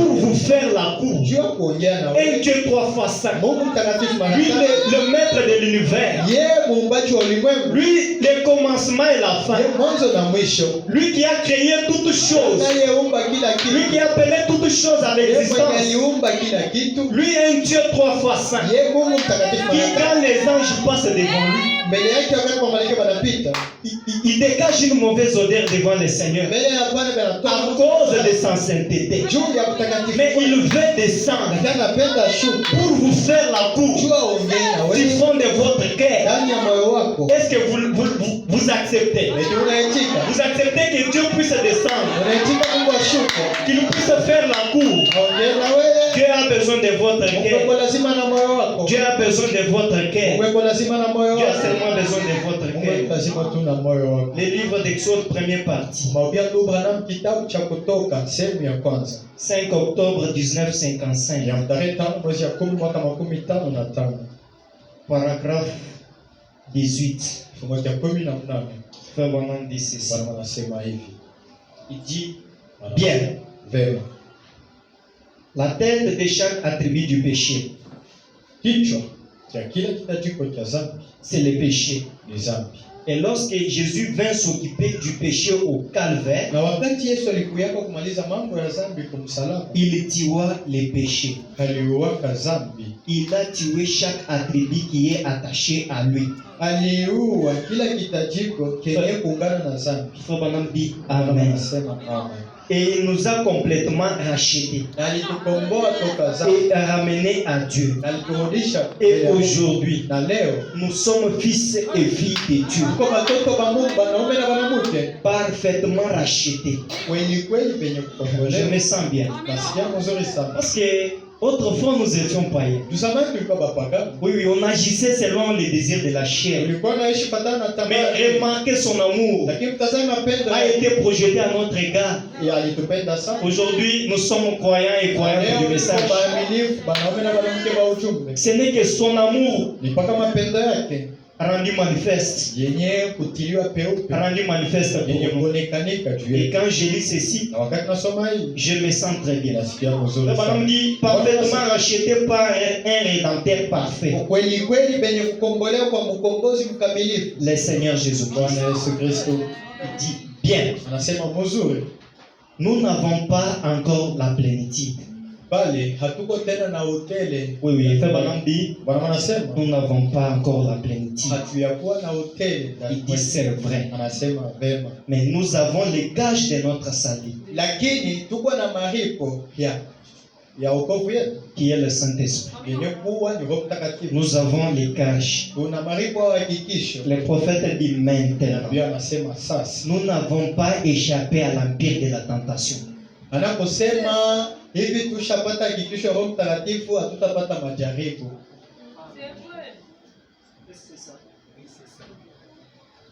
Je sens que ce n'est pas ça. Bien que je ne comprends pas du tout. Bon, Frère Branham dit, Bwana wanasema où est-ce que je suis? Il dit, maintenant, nous n'avons pas échappé à l'empire de la tentation. anaposema hatutapata tena majaribu, tunatoshewa kwa majaribu hapana. Ok. C'est-à-dire, nous serons toujours tentés. Maana majaribu tutaipata Vous bwana. comprenez que, Munaelewa tu étant chrétien, kama Mkristo vile vile uko non, vous Mkristo serez toujours tentés. utapata paka mambo C'est là majaribu. qu'il dit, Ndio pale anasema nous n'avons pas réussi la plénitude. hatuyapata hoteli Nous n'avons pas réussi la plénitude. hatuyapata hoteli wa Mungu Ce n'est ndani. donc une petite eau dans un cuillerée. Maana ni tumatu toni ya mai mfao. Mais cette petite eau dans un cuillerée, Ile toni ya mai si vous le prenez ukiibeba et que vous partez dans les laboratoires, unaingia nayo mulabo, vous trouverez toutes les composantes chimiques de l'océan sont dans cette petite cuillerée. vitu vyote vyenye kufanya mai ya mubari mwile tumai kidogo utabikuta hapo. Ah, c'est ce que Dieu nous... Donc, ce que Dieu nous a donné là, Mpaka ile kiloko Mungu alitupatia. c'est sa plénitude. Maana ni nguvu, uwezo C'est wa sa Mungu, puissance. ni uwezo yake. Ah. Frère Branham dit, Bwana wanasema nous n'avons pas échappé à l'empire de la tentation. anakusema tunaepushwa, Nous serons toujours tentés. tutajaribiwa tu. Nous ne sommes pas non plus au-dessus du péché. Anakusema shetu tunapita dhambi tunaitawala. Mais écoutez ce qu'il dit. Msikie kila anasema. Mais Jésus nous viendra en aide dans chaque tentation. Lakini kila saa tutapata mambo majaribu. Oui, bien que je ne suis pas au-dessus du péché, hata vile sina yule ya dhambi, bien que je n'ai pas échappé à l'empire de la tentation, hata kama siyaepushwa, bien que je n'ai pas reçu la plénitude, hata kama sipate butele kwa Mungu, mais quand la tentation viendra, wakati majaribu itakuwa, non, le maître est avec moi. Bwana iko na mimi, Le Seigneur Jésus-Christ est là Bwana Yesu Kristo kwako, pour nous aider juu kutusaidia à surmonter la tentation. kumaliza ile jaribu Oh, kuitawala. gloire au Seigneur. Tukufu kwa Bwana. Tu es bien. Anasema mzuri, Et lorsque je commets une faute, c'est Frère Branham qui na parle. wakati nitapotola kufanya kosa, Je suis prêt à me repentir. pale nitakuwa tayari. Ça, c'est le prophète qui parle. Inapitwa na sema. Frère Branham dit, Bwana anasema, et quand je commets une faute, na wakati napotola na tena je suis kosa, prêt à me repentir. niko tayari kutubu. Mais toi, qu'est-ce qui t'empêche de te Wewe repentir? kile Ou kinakutazama. bien toi, tu es plus que Frère Branham. au unapita ndugu. Ou bien tu es plus que le Seigneur au Jésus-Christ. unapita Bwana Yesu Kristo. Tu as commis un péché. Unatenda dhambi, Tu es tombé. unaanguka. Mais qu'est-ce qui t'empêche de te Ni repentir? kile kinakukataza Alors que usitubu. le Seigneur est là, bras ouverts. Ile saa Bwana iko. Il veut juste que tu te répands. Anapenda tu utubu. Il veut juste que tu te répands. Anapenda tu wewe utubu. Afin qu'il puisse t'embrasser. Jua kukumbatia. Alors qu'est-ce qui t'empêche de te Ni repentir? kile kinakukataza Frère kutubu. Branham dit, Bwana anasema, et lorsque je commets une faute, na wakati nitakotola na je tena suis kosa, prêt à me repentir. niko tayari kutubu. N'importe qui peut aussi le faire. Na hata mtu wowote anawezi Oui, oui, kutubu. les prophètes nous responsabilisent tous. Na Bwana anasema hii mambo inaangalia kila Hein, mtu. il dit, chacun de nous peut aussi le faire. Anatuambia kila mtu anaweza kutola na kutubu. Lorsque vous avez commis un péché, Wakati unatenda dhambi, une erreur, kosa, peut-être à cause de l'environnement de l'incrédulité, saa zingine vile uko katikati ya watu bapagana, repentez-vous. mtubu, Repentez-vous. mtubu. Pourquoi vous voulez rester loin de Dieu? Jua napenda bakia mbali na Mungu. 2 jours, 3 jours, voire même une semaine. Siku mbili tatu au Pourquoi juma. rester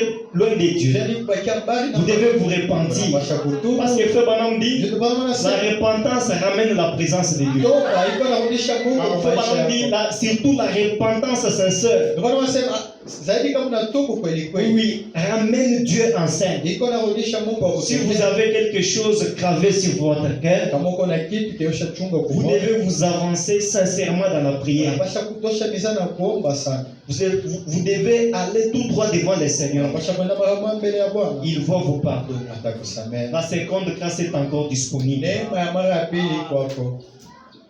Frère Branham dit, Bwana anasema, celui qui désire vivre, remontons pour avoir l'idée. Il dit, lorsque je commets une faute, anasema wakati niko natenda kosa, je suis prêt à me repentir. niko tayari kutubu. N'importe qui peut aussi le Na faire. mtu wote anaweza kupotola na kutubu. Celui qui désire vivre correctement avec Dieu.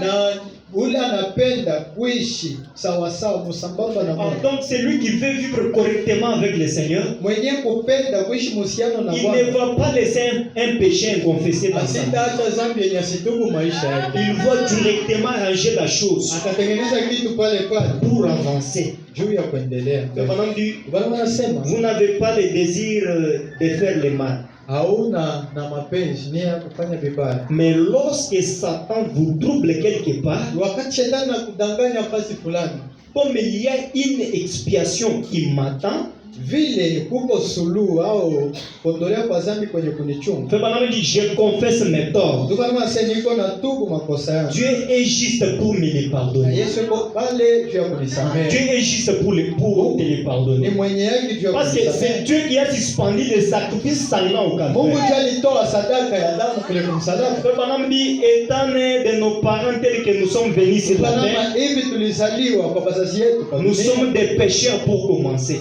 Mbele ya mambo yote tuko batenda dhambi. Le bonhomme dit, peu importe dans quelle famille vous êtes né sur la terre, Bwana anasema hata kama uko na bazazi gani kwa dunia, que ce soit la famille d'un pasteur, bakwe bazazi ba d'un ministre, au ba ministre d'un président de la République ou que sais-je encore. jamhuri au nini. Le bonhomme dit, nous sommes tous coupables. Shekote tuko mabaya. Parce que nous sommes venus selon l'union de l'homme et de la femme. Tulizaliwa kufuatana kupatana kwa mwanaume Et na tout mwanamke. homme qui naît dans cette voie-là, Na kila mtu anayezaliwa vile. Branham dit, il est carrément un pécheur. Bwana anasema hata je mtenda Oui, dhambi. il est carrément un pécheur. Bande bishike mtenda Et frère dhambi. Branham dit, Bwana anasema Dieu ne nous jugera pas parce que nous sommes nés dans le péché. Mungu asitusambisha kutukumu juu Oui, tulizaliwa. oui, kwa dhambi. Dieu ne peut pas te juger. Pourquoi? Parce que tu es né dans le péché, Dieu ne va pas te juger comme ça. Mungu asitakuhukumu juu ya nini ulizaliwa mzambi. Mais le prophète dit, Na Biblia anasema Dieu nous jugera. Mungu atatusambisha kutukumu. Pourquoi nous sommes morts péchés? Juu ya nini tunakufa mzambi? Je ne sais pas, quelqu'un a compris. Sijui kama Mungu mtu Oui, oui, anasikia. pourquoi nous sommes morts Juu péchés? ya nini tunakufa Parce que mzambi? Dieu va regretter. Mungu atahuzunika. Dieu va dire pourquoi. Mungu atasema juu ya nini? Pourquoi cette femme est morte Juu péché? ya nini huyu mwanamke anakufa Oui, oui, mzambi? pourquoi cet homme est mort péché? Juu ya nini huyu mwanamke anakufa Pourquoi mzambi? ils sont morts dans leur péché? Shemba anakufa mzambi. Alors que j'ai suspendu ces sacrifices Ile sana sanglants. nilileta hii sadaka ya damu. J'ai suspendu ces sacrifices sanglants. Nilileta hii sadaka ya damu. Le Seigneur Jésus-Christ, Bwana Yesu Kristo. c'est pour votre péché. Ni juu ya dhambi yako. Alors Dieu va s'étonner. Mungu Pourquoi toi atabisha. tu quittes la terre étant Juu péché? ya nini unakufa mzambi? Alors qu'il a déjà suspendu les sacrifices. Ile sadaka ya kusamea dhambi alikuwa Vous devez vous repentir. unapasha Vous devez revenir à Dieu. unapasha kulia. Parce qu'il a dit revenez à moi, je reviendrai à vous. Alisema unirudilie na nitamirudilia. Revenez à moi et je reviendrai à vous. Unirudilie na mimi nitamirudilia. C'est ce que Dieu a dit dans sa parole. Ndio kile Mungu alisema katika neno lake. Laissez-moi parler de quelqu'un. Niache hapo niseme kuhusu Mungu. Pendant parle de lui. Bwana anasema kuhusu yeye. Cet homme Huyu mtu qui était un Israélite, alikuwa mtoto wa Israeli. qui quand il s'aimait, les ennemis venaient emporter tout ce qu'il avait semé. Wakati alikuwa anaotesha vitu, maadui walikuwa wanakuwa kunyang'anya vyote vile aliotesha. Oui, oui. Alors il a pris une résolution. Na akabamba mpango. J'aimerais que le prophète puisse parler. Napenda nabii bekasema. La foi par l'expérience. Imani kupitia kuonja mwambia Mungu kana. 19 prêché le 25 mars 1958 soir. Tarehe 15 mwezi wa 3 mwaka 2018 magharibi. Écoutez ce que Frère Branham dit. Usikie kama anasema. Il dit il y avait un petit homme. Kulikuwa kama mtu mdogo. Peut-être que le prédicateur, vous n'avez jamais lu à son sujet. Saa zingine mwe mahubiri hamuyasomaka mambo Frère Branham yake. dit son nom était Shankar. Bwana anasema jina yake alikuwa Shanga. Oui, cet homme dans la Bible, Huyo mtu Biblia. Frère Branham dit quand il s'aimait, Bwana anasema wakati alikuwa anapanda kuotesha vitu vyake, au moment de la récolte, wakati wa kuvuna, les ennemis venaient, Wafilistini walikuwa ils nakuja. emportaient tous les biens, Walikuwa wananyang'anya vitu ils vyote. s'en allaient. Na banaenda mwabo. Frère Branham dit à chaque récolte, c'est ce qui s'est Bwana passé. anasema wakati wote wa mavuno ndio vile vilikuwa nafanyika. Alors, Basi Frère Branham dit Bwana anasema il est resté avec sa femme, alikuwa anabakia na bibi yake, sa femme, la santé qui n'était pas bonne, mwenye kwasa kuboga, avec sa petite fille, avec la jupe déchirée, na les habits à lambeaux. mangosha chuika na kupasuka. Alors, quand les ennemis emportaient tout ce que Shankar avait semé, wakati badui balikuwa wanataka kunyang'anya vyote sa shambani, femme pouvait demander à Shankar. alikuwa anauliza Il Shankar, dit, mais ils ont emporté tout ce que nous avons. banabeba vyote tulikuwa. Qu'est-ce que nous allons faire? Sasa ni nini tutafanya? Qu'est-ce que nous allons faire? Tutafanya nini? Et madame dit, vous savez quoi? Mbona unasema unajua nini? Shankar s'est mis à réfléchir. Shamgar akawaza mzuri. Je vais vous amener à réfléchir aussi ce soir. Napenda na mwe muwaze mzuri magharibi. Oui, je veux, parce que c'est quand vous allez reconnaître votre position que le diable va Ni trembler. wakati unatambua kile huko ndio pale shetani atatetemeka. Le prophète dit, le diable ne tremble pas à cause du Dieu au ciel. Na Biblia nasema shetani asitatetemeka juu Mungu yuko. Il dit, le diable tremble à cause des enfants de Dieu. Lakini shetani anatetemeka juu ya Mais c'est watoto quand wake. vous allez reconnaître votre position. Ni wakati utatambua kile huko. Il dit, Msimamo wako. Shankar s'est mis à réfléchir. Sema Shamgar akaanza kukumbuka. Vous avez des problèmes dans votre vie peut-être irrésolus. Na mambo yenye haiko na jibu maisha yako. Vous avez prié, vous n'avez pas la réponse. Uliomba upate jibu. Vous ne savez quoi faire, vous êtes poussé à bout. Na ujue cha kufanya akili na kuishi. Mets-toi à réfléchir comme Shankar. Anza kufikiri kama Shamgar. Mets-toi à réfléchir comme Shankar. Waza vile vile na Shamgar. Il dit, vous savez, Anasema mnajua. je ne suis pas un combattant. Mie siko mkombanaji. Il s'est dit, je ne suis pas un combattant, Shamgar sema si ya kombana. mais je suis un fils d'Abraham. Lakini niko mtoto wa Ibrahimu. Shankar, dans ses souffrances qu'il traversait, Mwile magumu alikuwa nayo. il s'est dit ceci. Akasema Il hivi. dit, mais je n'ai même pas fait le combat Mie sikujifunza hata kugombana. pour aller combattre avec eux. Ndio kwenda kugombana. Mais je me rappelle au moins une chose. Tena kumbuka Je kitu. suis un fils d'Abraham. Niko mtoto wa Ibrahimu. Je suis un fils de Malachika. Niko mtoto wa Malaki. Je suis un fils de Malachika. Niko mtoto wa Malaki. J'écris le message de mon jour. Ujumbe wa wakati. Je suis sous la commission de l'ange. Niko chini ya kazi ya malaika. Est-ce que vous pouvez réfléchir ce soir? Unaweza kuwaza kwa vile magharibi. Shankar s'est dit, Shamgar akasema. je suis un fils Niko d'Abraham. mtoto wa Ibrahimu. Je suis de la tribu et de la lignée d'Abraham. Niko wa mwigizaji na muukoo wa Je suis Ibrahimu. circoncis. Na mie niko mtoto wa Malaki. Vous avez des promesses comme Shankar. Uko na malako kama Shamgar. Comment des problèmes vous troublent comme ça? Je mambo inakuangaisha. Depuis que vous avez commencé à prier, Tangu ulianza kuomba. depuis que vous avez commencé à prier, Tangu ulianza kuomba. les choses fait que demeurer les mêmes. Vitu viko na havibadiliki.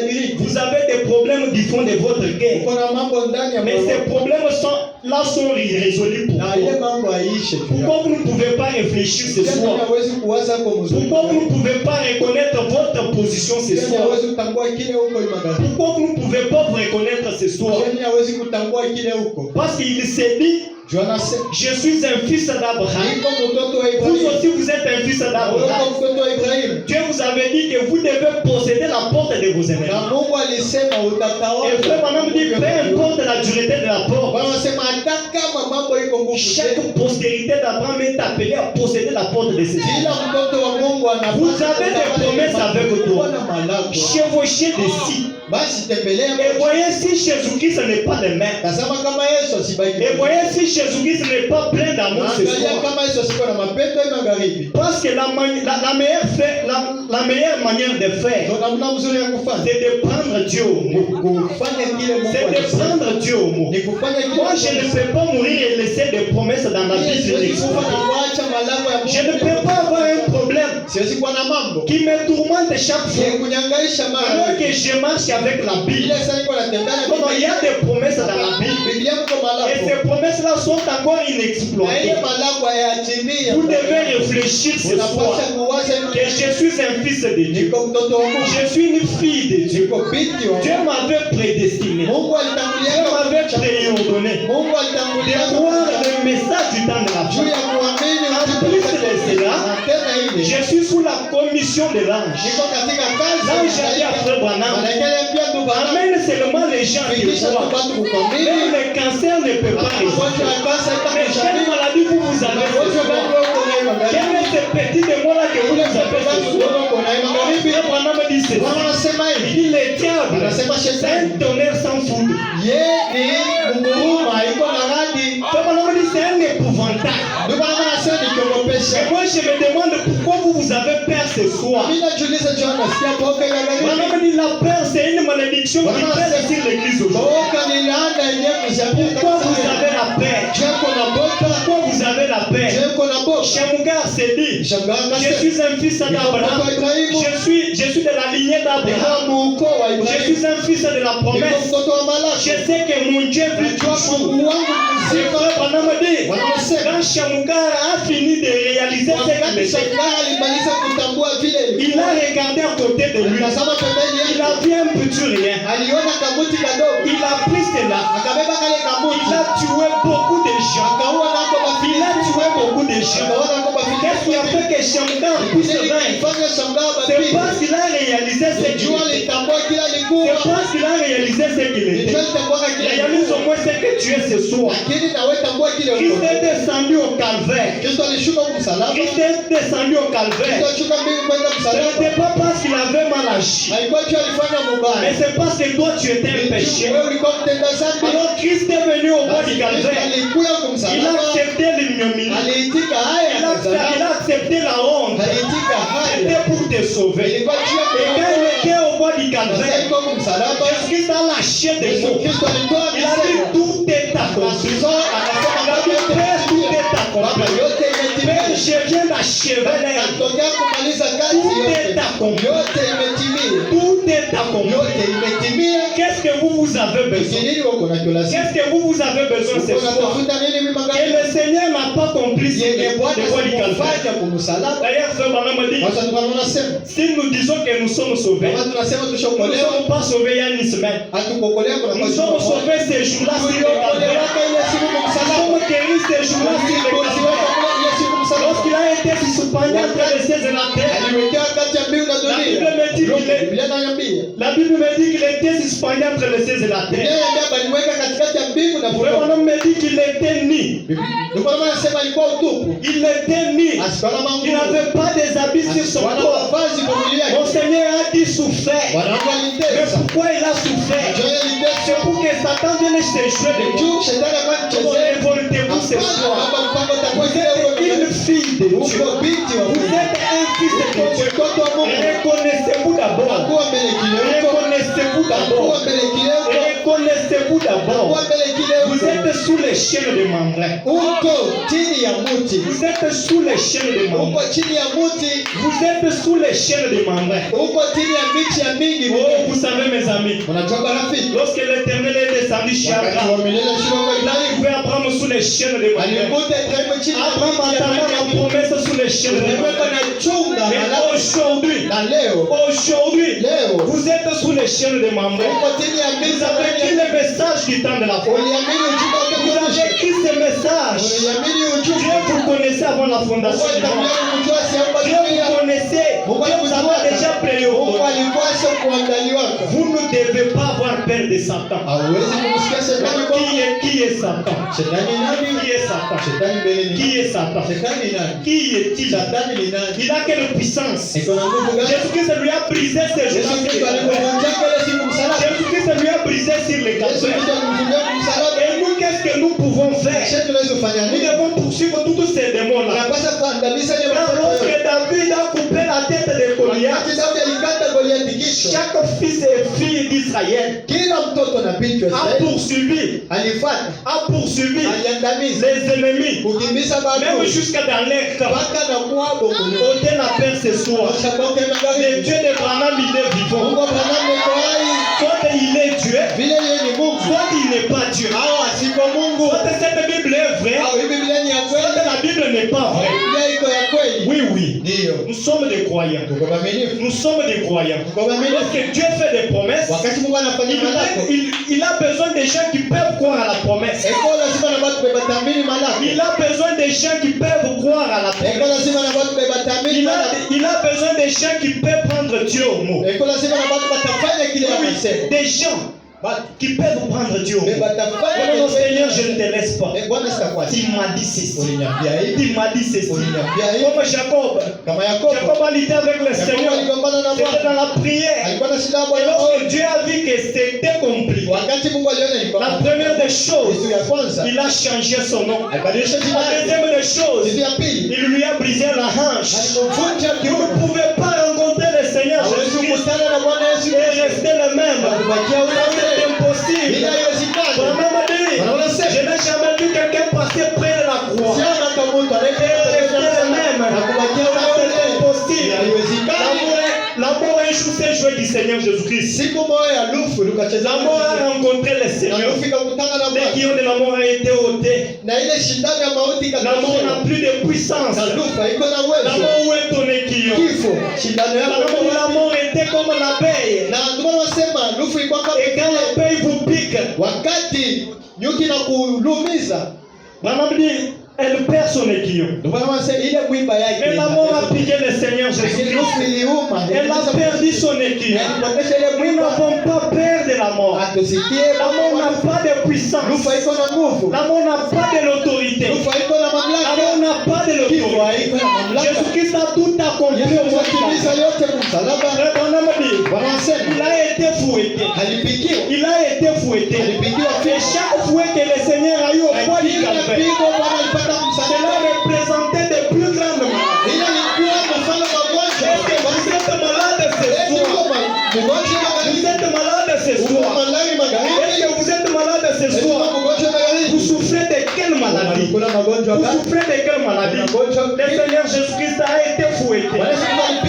Frère Branham dit, et lorsqu'il était au bois du calvaire, on lui a mis une couronne de pile. Et là, le sang a joyissé. Et là, le sang a joyissé. Mon prophète me dit, le sang qui joyissait de sa tête, c'est ce qui nous donne la paix aujourd'hui. C'est ce qui nous donne la paix aujourd'hui. Si vous n'avez pas la paix, si vous n'avez pas la paix, au nom de Jésus-Christ, recevez votre paix sur votre cœur. Recevez votre paix. Le Seigneur Jésus-Christ a tout accompli. Satan ne peut pas se jouer de l'œuvre. Satan ne peut pas se jouer de l'œuvre. Oh my God. Tu peux te tenir debout. Tu peux te tenir debout. La seconde grâce est encore disponible. La seconde grâce est encore disponible. Le prophète dit ceci. Dieu du ciel, fait que vous lui demandez des grandes choses. Est-ce que vous avez compris? Le Branham dit, le Dieu du ciel fait que vous lui demandez des grandes choses. Mais qu'est-ce que toi tu as toujours demandé Dieu dans ta prière? Des petites choses. Des petites choses. Pourquoi vous demandez des petites choses? Le Branham dit, Dieu fait que vous lui demandez des grandes choses. Un jour, Frère Branham s'asseyait. Et Billy venait, Becky venait s'asseoir sur sa jambe. Et Becky de l'autre côté. Et l'enfant dit à son papa, papa, bon bébé de muscles. Bon bébé de muscles. Et là, Frère Branham était là. Il fait comme ça. Et Rebecca dit à Frère Branham, papa, tu as des gros muscles. Tu as des gros muscles. Frère Branham dit, je me sentais très bien. Car mon propre enfant me disait que papa, tu as des gros muscles. Frère Branham dit, Dieu du ciel fait que nous, ces enfants tels que nous sommes, nous croyons qu'il a des gros muscles et qu'il est capable des choses de faire. Nous croyons un Dieu musclé. Il est capable de faire des choses pour nous. Laissez-moi chercher les dernières écritures. Laissez-moi chercher les dernières écritures. Le livre d'Exode, première partie. Paragraphe 50. C'est une prédication que le prophète a prêchée le 5 octobre 1955. Frère Branham dit ceci. Le diable n'est rien d'autre qu'un biflègue.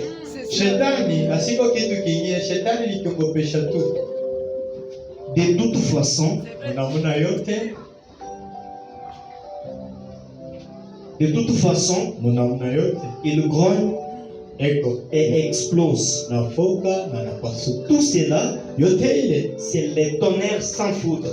ni nguruma, ni kapata, lakini haifanye kitu, haiue. L'épouvantail. Kiogopesha. Il vient là, il vous terrorise un peu, Anakuwa na kulandalanda tu, alors vous tremblez. unatetemeka.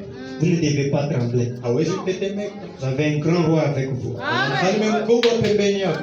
Mais je vous assure, Na mihakikishie, frère, ndugu, la puissance du tonnerre de Jésus-Christ uwezo wa nguruma wa Bwana Yesu Kristo est ressuscité. alifufuka. Place là une réalité qui retire l'âme par un coup. Tia pale ukweli yenye kutosha kitu na kufanya mara moja. Nous sautons. Tunavuka.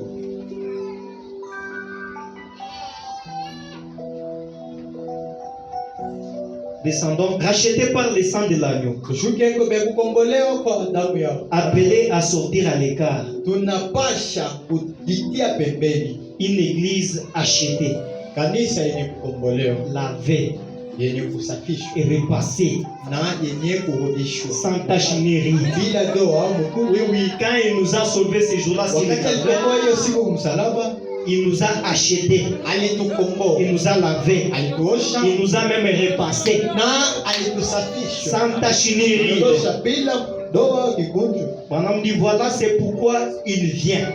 Wanama sasa ndio pale kunarudi. Que Dieu nous vienne en aide pour notre foi, Mungu atusaidie juu ya imani yetu soit dans la position correcte ce soir, na kuwa na maisha mazuri magharibi. pour aller là sur les champs de bataille, Juu ya kwenda pale pafasi ya mashindano kugombana. pour aller là sur les champs de Juu bataille. ya kwenda pale Comprenez kumapambano. que quand vous vous êtes tenu debout, Wakati ushasimama vous avez affaire à un champ de bataille. huko mbele unapasha Le kupambana. Madame dit que Dieu nous aide afin que notre foi, nous puissions aller jusque dans les champs de bataille Wanama sasa Mungu atusaidie mu imani yetu juu tuende mpaka nafasi ya mapambano. et dire, Na kusema Satan, Shetani tu es menteur. uko msema Kongo. Jésus-Christ est mort pour me Yesu libérer. Kristo alikufa juu kunifungua. Et cela m'appartient. Na ile ni malako yangu. Est-ce que vous comprenez ce que le prophète dit? Unasikia kile nabii Il dit, anasema? Satan, tu es menteur. Shetani unalanda. Jésus-Christ est mort pour me Yesu Kristo libérer. alikufa juu kunifungua. Et cela Ni m'appartient. malako yangu. Va-t'en d'ici. Toka hapa. Va-t'en d'ici. Toka hapa. Nous allons dire ça. Tutasema vile. Il va partir. Toka. Le madame dit, si vous rentrez à la maison chez vous ce soir, Kama unakuja kwako hii magharibi, vous rentrez dans votre propre maison chez vous ce unakuja kwa soir, nyumba yako hii magharibi. madame dit, vous trouvez les bandes des ivrogniers Wanama nasema unakuta makundi ya balevi dans votre maison, kwa nyumba yako. en train de danser, titiber les musiques du monde. Beko nacheza mimba dunia na kupepa pepa. Vous leur demandez, Utabauliza, mais qu'est-ce que vous faites dans ma maison? kwa nafanya nini kwa nyumba yako? Mais il n'y a rien. Hakuko kitu. Mais ce n'est pas votre maison. Haiko nyumba yenu. Non, c'est une habitation des humains. Oh, ni basi ya bado. Nous sommes des humains, nous sommes venus aussi habiter. Tunapasha kuikala hapo. Votre évident. Ile ni mizaka ni. Madame veut vous amener à quelque chose. Ndio napenda mtambue kitu fulani. Il dit, Anasema, si vous rentrez chez vous ce soir, kama unakuja kwako hii vous magharibi, propriétaire légitime, wewe mwenye na nyumba wa kweli. propriétaire légitime, Mwenye na nyumba wa kweli. madame dit, et que vous trouvez une bande d'ivrogne, Na unakuta kikundi cha balevi. renaillés là, Baiko pale, faisant des histoires, wanafafama bidhaa, fumant, wanavuta, buvant, beko na kunywa pombe, maudissant, na beko na et mener une vie immorale dans votre maison. kufanya vitu vya ukosefu wa adabu. Madame dit, vous direz, Wanasema utasema, partez d'ici. shimutoke hapa. Ici, c'est chez moi. Huku ni kwangu. Ils vont te dire, Watakwambia, je suis un être humain. na mimi niko mtu. Cette maison, c'est l'habitation des êtres Hizi humains. nafasi ya watu Lui kuikali. aussi habité. Na mimi nakuwa Écoutez ce que fait Madame. Usikie kile kwa wanasema. Et il vous dit, ceci a été construit pour les êtres humains et j'ai le droit d'être ici. Hii nyumba ijengewaka ni juu ya watu, na mimi niko mtu na Malgré cela, vous n'allez pas croiser les bras. hata vile hata nyamaza Madame kufungana. dit, vous répliquerez. Wanasema mjibu. Ça, Hii c'est ma maison. ni nyumba yangu. J'ai un titre de propriété incontestable. niko na mijo mwenye na nyumba na niko na mikanda yenyewe Prouve que c'est ma maison. kuonesha ni nyumba yangu. Vous n'allez pas croiser les bras. Hautafunga Vous allez dire non, monsieur. utasema C'est ma maison. ni nyumba yangu. J'ai des titres de propriété Niko na incontestables mikanda vitu vyote qui prouvent que c'est ma maison. ni nyumba yangu. Les prophètes continuent. Nabii Et ananieleza. alors, si vous les montrez des titres de propriété Ukimwonesha vitu na mikanda et vyote qu'ils ne veulent pas toujours quitter, na bapende kutoka mwile mpaka Branham dit alors il y a une loi pour les contraindre à quitter. na kama sasa kuna sheria juu Vous n'allez pas croiser les bras. watafunga mikono. C'est votre propre maison. Ni nyumba yako Ni misaka ni hivi. ile tutembetisa. Quand ils vont refuser de partir, Wakati watakatala kutoka, vous allez sortir utatoka. dans la police, oui. Unaita polisi. Vous allez appeler la police. Utaita polisi. J'ai trouvé dans ma maison comme ça. Kutoka mpango wako bale. Branham dit il y a une loi. Vraiment c'est quoi sheria? Ils vont les arrêter. Yenye Et itawafunga. tu restes avec ta maison. Unabakia na mpango wa Mais nyumba Branham, yako. qu'est-ce que tu veux nous dire?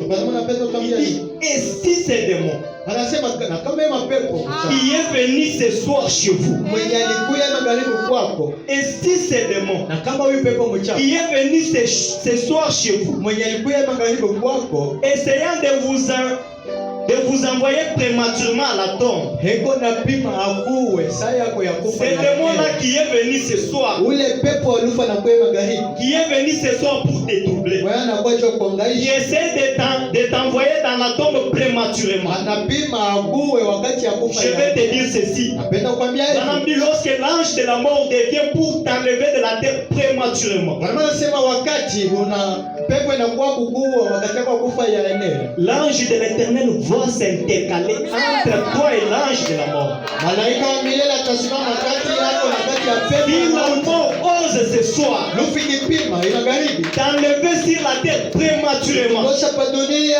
bon, avec l'autorité de la parole, mamlaka ya neno. l'ange de l'éternel va s'interposer Malaika wa Bwana atakuwa pour t'épargner contre la mort. kuepusha kulufu. Fais Branham dit. Bwana anasema Et s'il essaie de vous rendre infirme, na kama anapima kubadilisha kilema, s'il essaie de vous rendre infirme, kama pepo anapima kubadilisha kilema, lisez le titre incontestable de Dieu. soma mikanda barua ya shofu. Si cela veut vous rendre infirme, Kama ile pepo anapenda si ça veut causer du mal à vos enfants, kama inapenda kutendea si ça veut causer du mal à votre mari, inapenda kutendea bwanako kibaya, si vos activités ne marchent kama pas, kazi yako iende mbele, si vous avez de la maladie kama uko na magonjwa, et que vous avez peut-être des péchés, sasa uko na zambi, lisez les lois incontestables de Dieu. soma malako ya shofu bishi ya Mungu. Par ces maîtrisures, nous avons été guéris. Kwa vilonda vyake tulipata Quand je matunzo. dis par ces maîtrisures, nous avons été Kama guéris. nasema kwa vilonda vyake tulitunziwa.